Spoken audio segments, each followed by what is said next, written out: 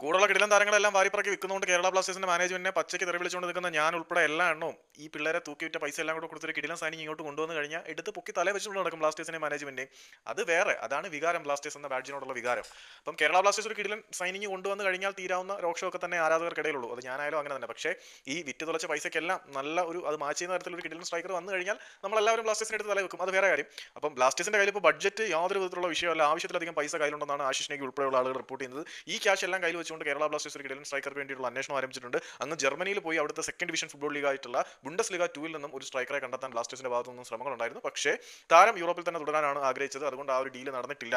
എന്നിരുന്നാൽ പോലും മികച്ച മറ്റ് ഓപ്ഷനുകൾ കൂടി കേരള ബ്ലാസ്റ്റേഴ്സ് പരിഗണിക്കുന്നുണ്ട് എന്നാണ് ആശിഷ് നെഗി റിപ്പോർട്ട് ചെയ്യുന്നത്. അപ്പം ഇതർ ബുണ്ടസ് ലീഗയിൽ നിന്ന് തന്നെ അല്ലെങ്കിൽ ബുണ്ടസ് ലീഗയിൽ നിന്ന് തന്നെ ഒരു സ്ട്രൈക്കർ ബ്ലാസ്റ്റേഴ്സിലേക്ക് വരും എന്ന് പ്രതീക്ഷിക്കാം. ദിമിത്രിയോസ് ഡിയാമന്റോസിന് ഒരു മികച്ച പകരക്കാരൻ ബ്ലാസ്റ്റേഴ്സിലേക്ക് വരും.